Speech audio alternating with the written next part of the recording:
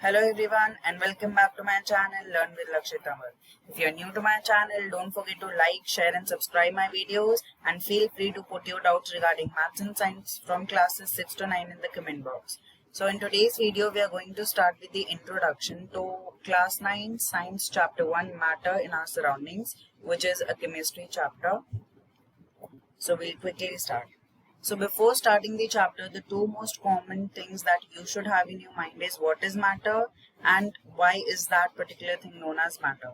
So anything or any substance present in this universe, whatever it is, no matter what, like your pen or your notebook or your laptop or whatever it is made up of matter. So everything in this whole universe, not only in this world, but the whole universe is made up of matter. And what is matter? Any kind of substance that has two things. First of all, it occupies space, and second of all, it is acquiring some volume, is going to be known as a matter. Now, if you see the first thing, that it occupies space, so it makes it obvious that if a substance is occupying space, then it will definitely be acquiring some volume also, because we studied this in class 8 science as well, in chapter 8, I guess, friction. So there we studied about this, right? So if a substance has space, it will definitely acquire some volume. So two things you must be very clear with, that what is matter and what all is made up of matter. Every substance in this universe is made up of matter, and matter is any substance that occupies space and has volume. Let's move forward. So there are two different types of classifications of matter. The first one is ancient classification of matter, and second of all is the modern classification of matter. So the ancient classification of matter lists it as Panch Tattva. So Panch Tattva is basically a Sanskrit word which can be bifurcated in the form Panch plus Tattva. Panch basically stands for 5 and Tattva means elements. So Panch Tattva, if converted into or translated into English, makes out 5 elements. So matter is basically made up of 5 elements, which are, so this is the ancient classification which I'm talking about. First is air, second is sky, third is water, fourth is fire, and fifth is your homework. So fifth element of Panch Tattva is what you have to put in the comment box. So it's given in your NCRTs and you can take it as your homework, that what is the fifth element of Panch Tattva. So there are 5 different elements which we talk about in the ancient classification of matter. In the modern classification of matter, it is determined by 2 different properties. The first one is physical properties, and the second of all is the chemical properties. In the first chapter of this NCRT book, which is Matter in Our Surroundings, you will be talking only about the physical properties of matter. Chemical properties of matter you're going to talk about afterwards in this book itself. So physical properties of matter also have different kinds of topics in it. So this is basically the overview of the upcoming 2 videos. In the first video, as in this video, we are going to cover these 2 topics. First of all, that what is matter is made up of what? So matter is made up of particles. And how small are those particles? That also we will be talking about. So we will be talking about an activity. So this is these are the topics covered in the first video and the first part. Upcoming 3 topics, which are the nature of these particles out of which the matter is made up of, we will be covering them in the upcoming videos. So let's start with matter is made up of particles. So for this we have one activity given over here. Take a 100 ml beaker, fill half the beaker with water and mark the level of water. Dissolve some salt or sugar with the help of glass rod. Observe any change in water level. What do you think that has happened to the salt? Where does it disappear? Does the level of water change? So what do you think has happened to salt? This we will be answering later on. Where does it disappear? This also we'll answer later on. So this much we already know. Let's write it over here itself, that it has dissolved. It has not disappeared, it is dissolved. Alright. And does the level of water change? Of course not. When you add sugar or salt to water, the level of water never changes. So the steps are, you will take a beaker, you will fill some water in that beaker, and the level of water will be marked by you using a marker. After that, you will put some sugar or salt inside that and try to dissolve it. So you have to observe whether the level of water changes or not. So the level of water does not change. Why doesn't it change? This shows that this water inside which we had put our salt or the sugar particles, it had spaces between it, and those spaces were acquired by the salt or sugar particles. Like in the figure shown over here itself, when we have water particles inside our water, so there is some space. You can see these circle globules, between them we have some spaces over here. These are known as IMS, intermolecular spaces. So matter is particulate. In the earlier times, there were two different sets of people. The first set of people used to say that matter is continuous, and the second set of people used to say that matter is particulate. But scientific theories prove that the second set of people were correct, because matter is particulate and not continuous. In fact, the diffusion, this process, when we talk about the dissolving of sugar or salt particles into water, is known as the process of diffusion.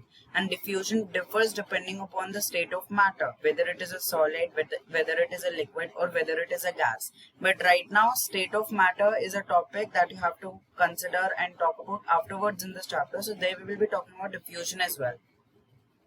So diffusion is determined by the state of matter. Here, since we are talking about liquid, so there is a determinate level of diffusion that can take place. The lowest diffusion takes place in the solids and highest in the gases, and intermediate, basically you can say, in the liquids. And this is determined by the factors like IMS and IMFA, which is intermolecular spaces and intramolecular force of attraction. So basically, when we say that water's level did not change and still the sugar and salt particles got dissolved inside those water molecules, what do we mean by that? That basically means matter has spaces. The particles which make up the matter have spaces between them. So therefore, matter is particulate and particles have spaces between them. So those were the spaces which were acquired by the salt or sugar molecules. Now, when do we say that a solution has become unsaturated, or it is saturated, or it is concentrated, unconcentrated, or it is supersaturated? So that is also considered by the process of diffusion only. When we put salt or sugar crystals on and on inside the water, so all the spaces keep on getting filled up, acquired up. So there is no more space for salt and sugar crystals to get inside the spaces between those particles of matter. So what do? The leftovers get settled at the bottom.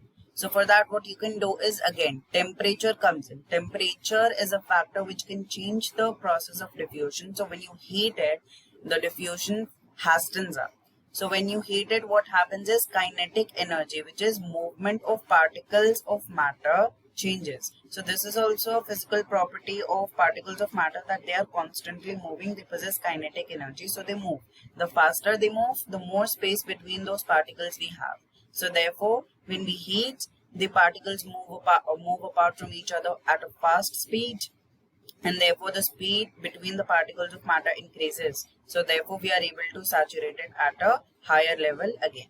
So this was the first activity which showed us that matter is particulate and not continuous. Next, we'll move to this question which we discussed about, that how small are these particles of matter? So the answer is, the particles of matter are very small. They are small beyond our imagination. Okay, we can't even count. Even count is similar, like if one time we can say we can count the number of sugar crystals or salt crystals, but we can't count the particles of a matter. It is as small as that. So for that also we have activity 1.2, in which you take 2 to 3 crystals of potassium permanganate and dissolve them into 100 ml of water. So you took potassium permanganate, 2 to 3 crystals are enough to color up the whole solution. So you took 2 to 3 crystals of potassium permanganate, which is purple in color. Take out approximately 10 ml of the solution and put it into 90 ml of clean water. So this was the 100 ml of water. You put 2 to 3 crystals of potassium permanganate into this 100 ml of water. Out of this 100 ml of water, you took out 10 ml of water and you put it inside another 90 ml of water, which is clean water. Still you see the particle of potassium permanganate is still there, which is proved by the presence of color of potassium permanganate. Although it lightens up, but the color still doesn't go. So it shows us that even 2 to 3 crystals of potassium permanganate can color up a huge amount of solution. So further it says take out 10 ml of the solution and put it into another 90 ml of clean water. So you have to constantly repeat the same task back again and again. Keep diluting the solution with this like this 5 to 8 times. And 5 to 8 times is also not even enough. They have shown a significant change in the first step itself, but when you do it practically in the lab or somewhere else, then you will see that there is very minute change in the first step that you can't even determine it. If you are very good at eyesight, then you will be able to predict, otherwise not. So 5 to 8 times is not even enough to get a colorless solution out of that potassium permanganate. You have to do it many times, n number of times. So is the water still colored? Yes, it will remain to be colored. And there is a note over here which is taken from the NCERT itself about the units. SI unit of mass is kilogram. Yes, we know this. We studied this in chapter, I don't remember the name of the chapter, but in 8th itself we studied about weight and mass. So weight ka SI unit is newtons and mass ka it is kilograms. We all know this till now. SI unit of volume is cubic meters, so which is meter cube. It is supposed to be written like this. Common unit of measuring volume is liter. Yes, we know that. We have 1 liter Coca-Cola, 1 liter water as per that particular thing. 1 liter is equals to how many decimeter? So 1 liter is equals to 1 decimeter ka cube. 1 liter is equals to 1000 milliliter and 1 milliliter is equals to 1 centimeter cube.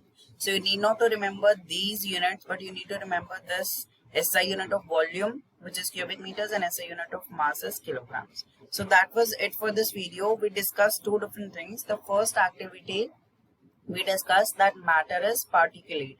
We mixed salt or sugar crystals into water and we saw that level of water didn't change. So this showed that there was some space between that matter, because of which the particles of salt or sugar could accommodate inside that, and therefore we didn't see any change in the level of water.